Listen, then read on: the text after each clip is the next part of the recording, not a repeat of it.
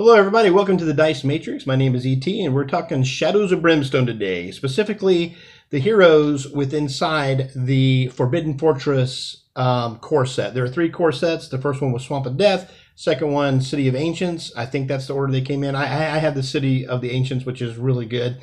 And the newest one, which is Forbidden Fortress. And in this video, I'm talking about the hero class of Traveling Monk. If this goes well, I may do each one of the hero classes, maybe even the monsters. I don't know.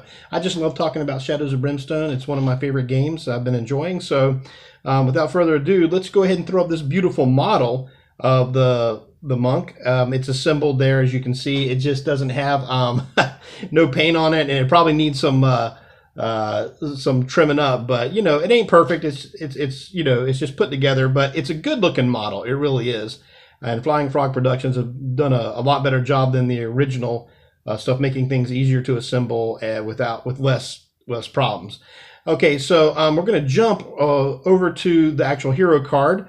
And you'll see the hero card here that has everything displayed of all its abilities and different things. But we're going to go section by section. And the first thing is we're going to go down to the section here where it shows the picture of the traveling monk, and you have the 2 keywords. The 2 keywords here are holy and traveler. Well, traveler and holy as it's written there. But if you're not familiar with the keywords, there's certain like items in the game or abilities, maybe something you can learn or different things, but you can't do that if they're marked in a specific thing, like, you know, someone might say bandit or something. But in this case, anything that's specifically marked for traveler only or hero only, then this character, the traveling monk, would be able to use those items. As you'll see later in this video, there are some items that are marked that way. All right, so let's go ahead and jump down to the to hits. So when you're doing your combat, your to hits is for ranged weapons. If you're using whatever, a gun or bow and arrow, you need to roll 5 or higher on the dice to score hits. And if you're in hand-to-hand combat for melee, you need to roll 4 or higher for hits. And of course, the combat is 2, which when that says combat, if you're not familiar with how this system works, combat is your hand-to-hand. So you roll 2 dice. Other times it's based upon the weapons, the amount of shots that you have with the weapon or whatever abilities you might have. Also here listed is your max grid of 2. Let's go ahead and slide over to the other part here. And this talks about your health and your sanity. And that's ranked both, it's basically like hit points. So you got like 12 health and you have 12 sanity. And if you run out of either one of those, as everybody knows, your character is KO'd. And that's bad, because if you don't get with a revive token or some other special way, you will probably suffer a mental or physical injury that will plague you for a while.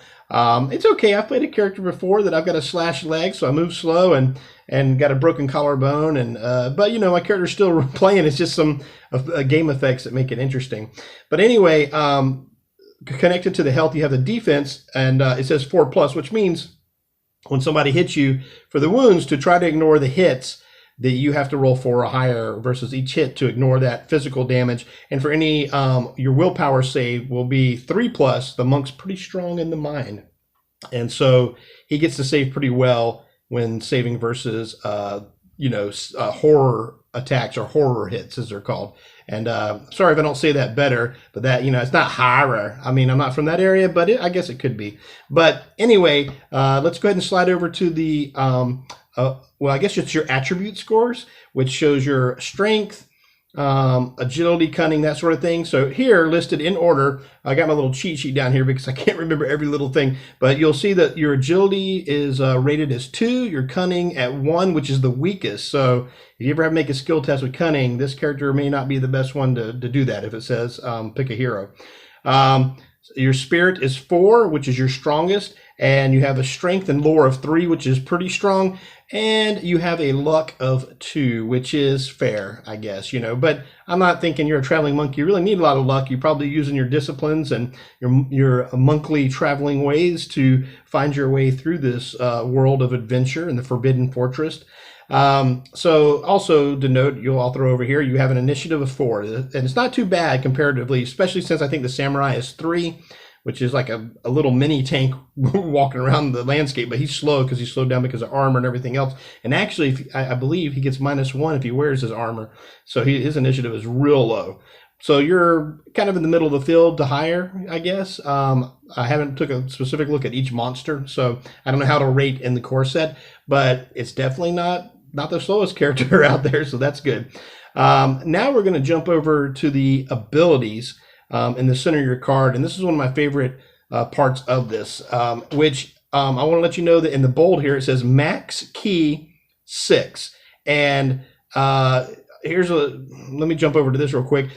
These are the little key tokens that you use during the game. Now, each character has different things, like the sorceress or sorcerer or whatever will have mana for, tokens to cast spells. And I think the samurai, that's not honor, but he has something that he uses as well. I think it's fury. So like he can use a fury rage and do the things that he needs to do by spending these tokens. It's a really nice little mechanic that they've dropped in on this entire set where each one feels unique and they're using their tokens for different ways. So anyway, let's go back to the ability panel here to show for sure exactly everything else under here. So anyway, you're gonna get key tokens and you're gonna spend those. So anyway, it says you have discipline, and it says here at the start of each turn gain 1 key token. So that's how you're going to acquire them. Also, you have sacred order. Once per turn, you may channel your key into one of your combat hits or any source of healing you are using. For each key token spent, increase healing by 1 to a single target. And that's for that. But now for the hits, for every 2 key tokens spent, increase damage by 1 for that hit. So you can use your key offensively and for healing. So that's a great thing. The third ability on here is Yamabushi. I think I'm saying that right. It gives you +1 damage on all attacks versus myth enemies. And myth is a keyword here, like this lovely guy here, the Oni. He has 2 keywords on him, demon and myth. So if this guy was to be fighting against the traveling monk, if you're playing him, then you're going to get +1 damage on all attacks versus this guy here. All right, so now the last thing is on the bottom, it talks about starting items. And for the monk, you have the monk staff and the sacred bell. So first of all, let's take a look at those. And here is the monk staff. It says, at the end of each turn, you may heal 1 wound from every other adjacent hero. Also, if equipped with 2 hands, your combat hits may use the D8 for damage. And it's marked holy only, which makes sense because, it's a monk's staff, right? So, and I guess technically, if you do a crossover universe and you play the preacher could pick this up and use it as well. So, unless he has some limitation. I never really looked at if he has any limitations versus violence or whatever, but I'm assuming that he could probably use this. Also, it has the weight icon on it, so you have to add up all those to make sure. It has 3 upgrade slots, so when you use Darkstone or go to the blacksmith, or in this it'll be the swordsmith probably, you can use upgrades and it can hold up to 3 areas to be upgraded. Also, you can use this one-handed, but if you use it with 2 hands, you'll get the D8 for damage, and it also has a value of 400. So let's take a look now at the Sacred Bell. And the Sacred Bell says, once per adventure, you and all your heroes on your map tile count as having cover 3+, save against all attacks / damage sources until end of turn. This is also marked as holy only, and it has a value of 500, but that's a pretty good ability. So it's one of those things, kind of like when you ever have to use you play the marshal and use the marshal's badge. You flip it over once per adventure or whatever, and you get to use it. But that's a really nice ability. Okay, so not only do you get all these cool things with the key tokens that come, and you got your equipment that you got picked out, but now you get to pick an additional starting ability from these 3 abilities. And let's go ahead and take a look at the first one, which is called Fists of Fury. In Fists of Fury, it says, once per turn, when making a melee attack, use 1 grit to roll 1 extra combat against each enemy current adjacent to you, or to roll 2 extra combat against a single large or bigger enemy adjacent to you. So this is fairly versatile. You use a grit to empower it, but the Fist of Fury, that's a nice little extra ability to have. Let's take a look at the second ability that you could choose from. You could instead choose the Acrobatic Flip.